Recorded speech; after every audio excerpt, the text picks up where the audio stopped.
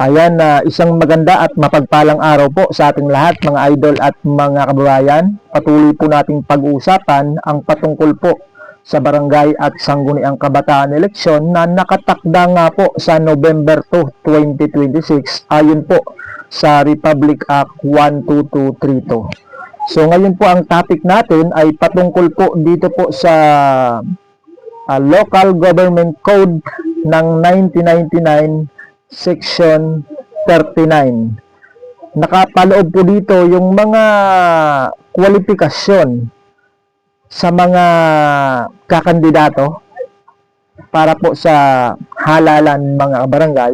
Kabilang na po dito yun pong kwalifikasyon sa mga tatakbo, mga kakandidato sa barangay at sangguniang kabataan eleksyon. So yan po yung pag-uusapan natin mga idol at mga bayan sa ngayon. At kung hindi pa po kayo nakapag-subscribe bago tayo magpatuloy ay inaanyayahan ko po kayo mga bayan sa mga hindi pa po nakapag-subscribe. Ayan, mag-subscribe na po kayo sa ating channel mga bayan. Libre lang po yan ha.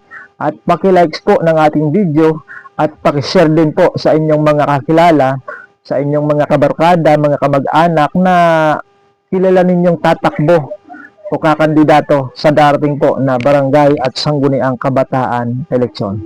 So ito na po mga bayan, isi-search po natin ito sa Google. Ayan, yung Local Government Code of 1999 Section 39. Ito po yung nakapaloob dito mga bayan.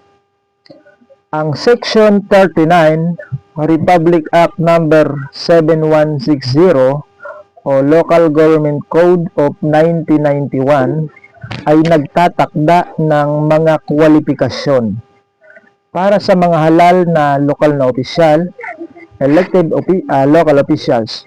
Kabilang dito ang pagiging mamamayan ng Pilipinas. So ibig sabihin po mga bayan ay dapat ikaw po ay mamamayan ng Pilipinas. At rehistradong botante, residente ng lugar sa loob ng isang taon at kakayang magbasa at magsulat ng Pilipino o lokal na dialekto. So narito ang mahalagang detalye mga bayan ayon sa San Robles Virtual Law Library at iba pang kaugnay na legal references. Ito po, pangunahing kwalifikasyon mga bayan sa Section 39A. Dapat ikaw po ay mamamayan ng Pilipinas. Kung ikaw pa ay tatakbo dito sa bansang Pilipinas mga bayan, dapat ikaw po ay mamamayan dito mismo sa bansang Pilipinas. Sa mga botante naman po dapat rehistradong botante sa barangay, munisipyo, lungsod o probinsya mga babayan o distrito para sa sanggunian kung saan tatakbo. Dapat kung saan ka tatakbo, dapat doon ka nakarehistro mga bayan. Halimbawa kung sa munisipyo, dapat kung saang munisipyo ka nakarehistro, doon ka dapat tumakbo. Hindi po pwede na dito ka nakarehistro sa barangay A, tapos tatakbo ka doon sa barangay B. So hindi po pwede yan mga babayan. Residensya. Residente ng lugar sa loob ng hindi bababa sa isang taon bago ang araw ng halalan. So marami pang nagtatanong sa atin doon po sa post natin nung nakaraan. Makikita po natin sa comment section mga idol at mga babayan kung halimbawa daw po yung isang tatakbo ay nakatira doon sa kabilang barangay, pwede ba siyang tumakbo mga bayan doon sa kabilang barangay?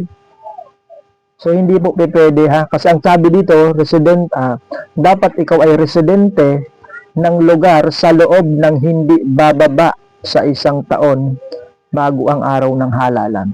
So dapat kung saan ka barangay tatakbo mga idol at mga bayan, dapat doon ka dapat manirahan sa loob po ng hindi bababa sa isang taon mga bayan. So sana po ay maliwanag po sa ating mga bayan. Dapat ikaw po ay nakatira mismo doon sa barangay kung saan ka tatakbo, mga babayan.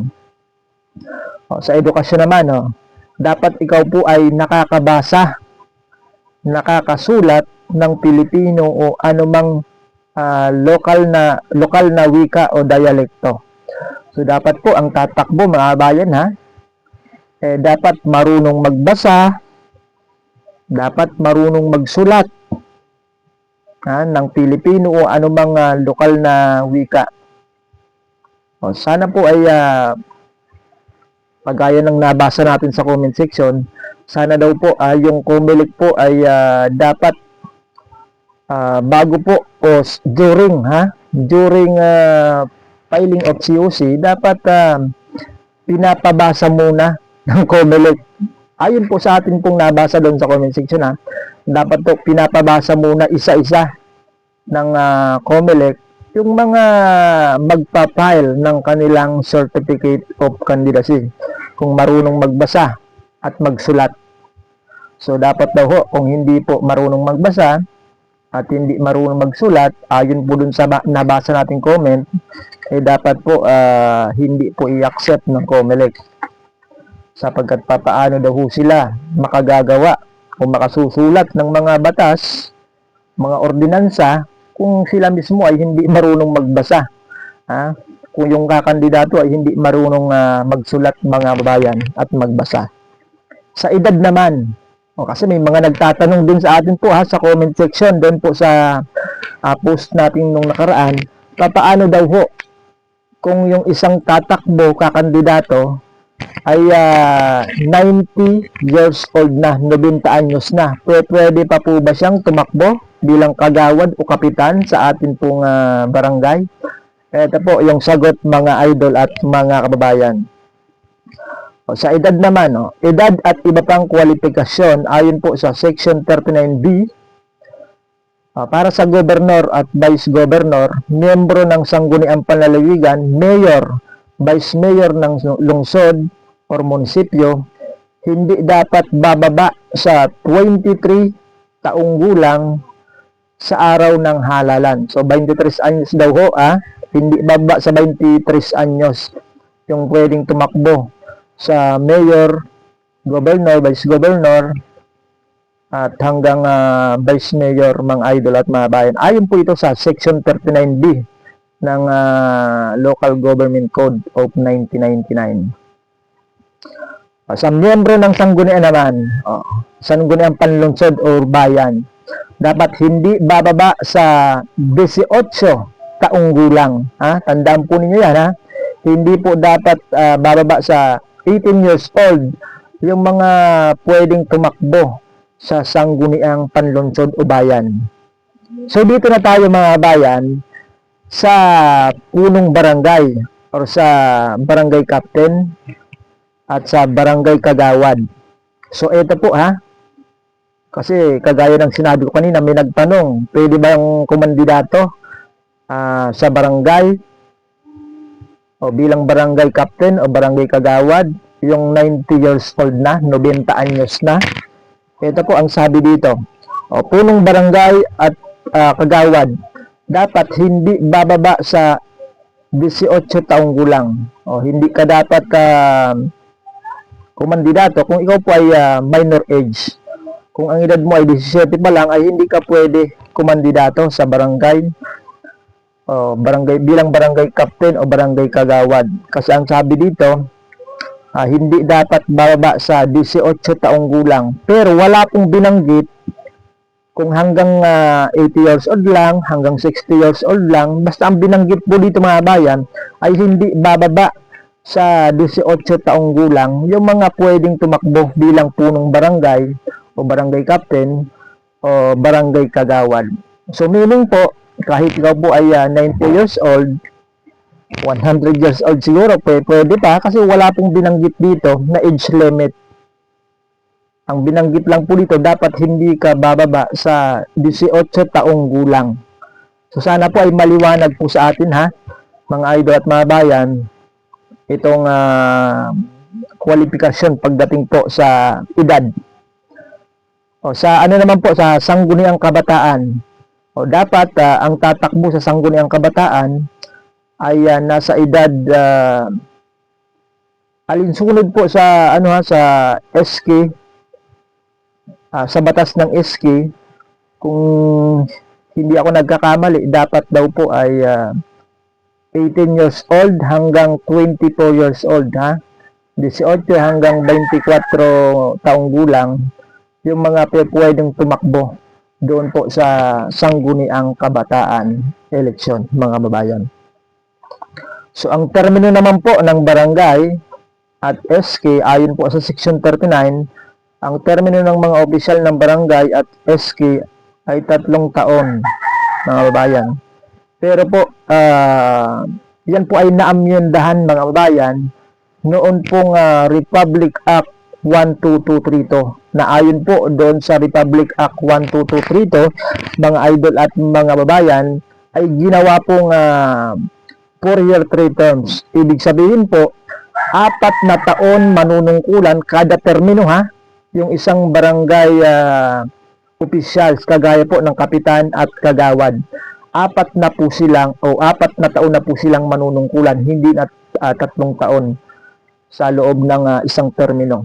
At 3 termino po sila manunungkulan sa parehong posisyon. Ibig sabihin, mga kabayan, halimbawa, first time kang kakandidato sa darating na November 2, 2026 at nanalo ka bilang kapitan.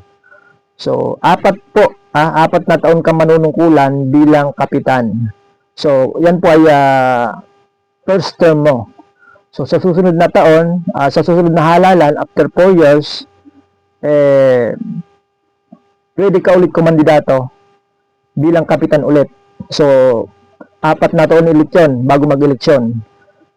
So, pangalawang termino mo na yon. So, pagka nanalo ka ulit, 4 na taon ulit manunungkulan bilang kapitan. So, last term mo na yan pagka pangatlo na. Ibig sabihin, 12 years ka, 12 years ka pwedeng manungkulan sa parehong posisyon kung ikaw po ay nanalo ulit, mga bayan. Ganun din po sa kagawad. Pero sa SK, mga bayan, ayon po sa Republic Act 12232 ay isang termino lamang at yung laman ng isang termino ay 4 na taon. Halimbawa, kung ikaw tatakbo bilang SK chairman o SK chairperson, nanalo ka sa November 2, 2026, ay 4 na taon ka lamang po manunungkulan at isang termino lamang sa for the same position. Ganoon din po sa SK kagawad, 4 na taong manunungkulan at isang termino lamang, hindi na pwedeng maulit. Kung ikaw ay SK kagawad, natapos mo yung isang termino, sa susunod na halalan, hindi ka na pwedeng kumandidato bilang SK kagawad ulit. Pwede kang tumaas bilang SK chairman o SK chairperson. Ganun din po sa SK chairperson o SK chairman. Ayan. So, yan po, mga kababayan, ang nakapaloob dito po sa section 39 ng 1991 Local Government Code, mga idol at mga bayan. Ayan. So, sana po ay naging maliwanag po sa atin, lalong-lalo na sa mga tatakbo, mga kakandidato sa darating mo na barangay at Sangguniang Kabataan eleksyon. Sana po ay nakapagbigay po tayo ng impormasyon at ng kaalaman para po sa mga kakandidato at tatakbo sa barangay at Sangguniang Kabataan eleksyon. Kaya kung nagustuhan po ninyo itong ating pong pinag-usapan ngayon, ayan, paki-likes po ng ating video at paki-subscribe sa mga hindi pa po nakasubscribe. Ayan, maraming salamat po sa inyong panonood at good luck po sa mga tatakbo sa barangay at Sangguniang Kabataan eleksyon. Ayan, magandang araw po sa ating lahat, mga babayan.